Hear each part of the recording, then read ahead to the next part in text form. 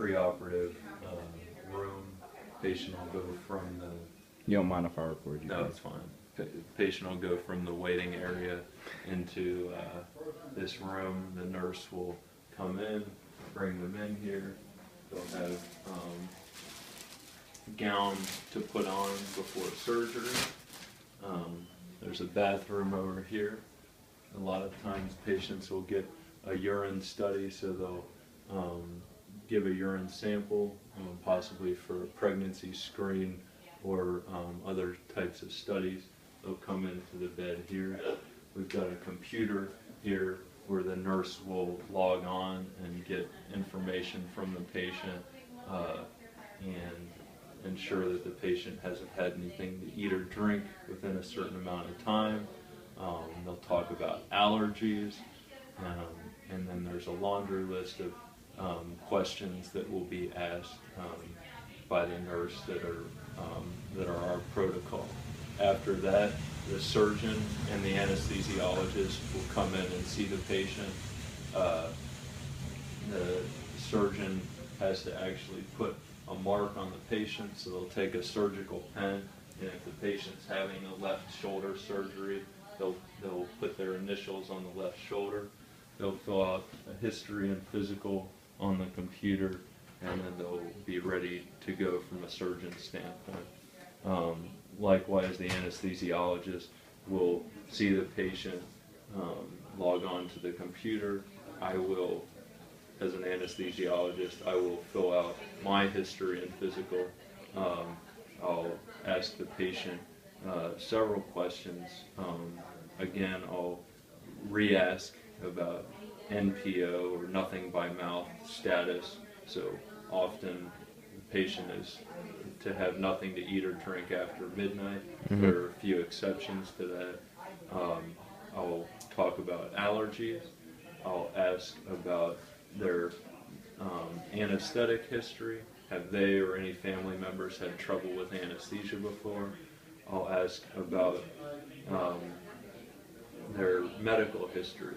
So I'll go through a series of questions about seizures, strokes, smoking, alcohol history, drug history, heart and lung problems, including coronary disease, heart attacks, heart failure, bowel issues, pacemakers, defibrillators, high blood pressure, asthma, emphysema, bronchitis, sleep apnea.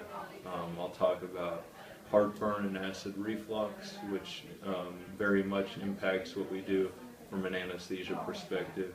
Liver or kidney problems, diabetes, thyroid problems, prior blood transfusions, prior history of cancer. What are the most common issues that are among the patients dealing with?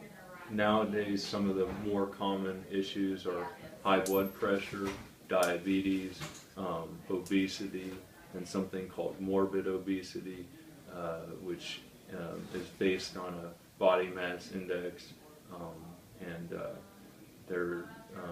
then there's several issues that I just described with regard to heart and lung, and any of the above. Anything that I mentioned could impact the patient's anesthetic course and change how we manage them. So if any of the questions that I ask are pertinent, for instance, if the patient has a history of seizures, then I want to know what kind of seizures they had, when their last seizure was, how well the seizures were controlled, what medications they take for seizures.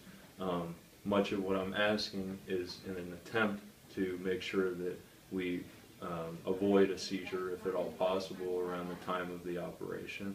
And some of the things that we do in order to do that are make sure that the seizures are well controlled, that the patient is on medication, that they've taken their medication that morning. So when I say the patient can't have anything to eat or drink after midnight, often that's with the exception of certain medications. And the pre-op nurses, us, the surgeons, go over what medications they're supposed to take, which ones they're not supposed to take on the day of surgery.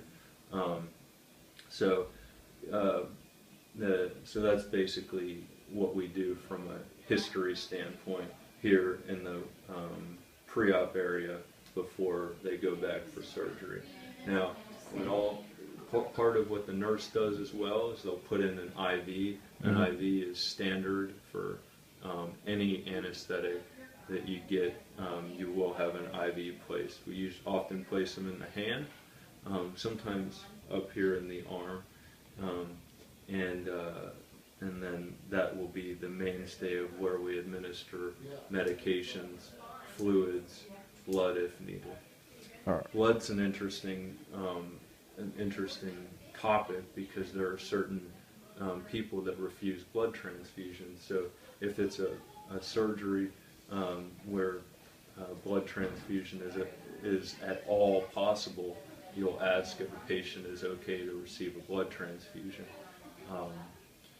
The vast majority of patients are okay in an emergency receiving blood, but there are some that have certain religious or other moral opposition, or simply just don't want to receive a blood transfusion. And they'll state that. They'll actually sign a waiver. I'll indicate it on my history, and it becomes a very important topic around the time of surgery. Jehovah's Witness is perhaps the most known religion in which blood transfusions are usually avoided. Now everybody has their own interpretation, so it's not something where every single Jehovah's Witness says, I don't want this, this, this, or this. So you actually have to go through a list of things like blood products, albumin, crystalloid, cell saver. Some of these words don't mean anything, but these are some of the conversations that I have. I mean, they don't mean anything if you don't have the knowledge about these products, but I go into detail about all of that stuff with each person that has any opposition. So would you speak to that person's power of attorney if they did have one, or if they did have one, I would, but usually I'm speaking to the patient before surgery, and if they are cleared, like I personally, not as an anesthesia, I personally have a healthcare power of attorney. But if I'm coming in for surgery, then I'm the one that gives that information to the healthcare provider. So my healthcare power of attorney is only relevant or useful when I'm incapable of making my own decision. Before surgery, the patient's clear-headed. We talk to them, they make their own decision, and we get consent from them. And then the healthcare power of attorney comes into play. Most commonly when a patient is,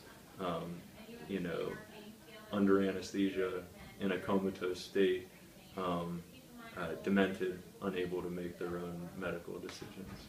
So, is that it? yeah.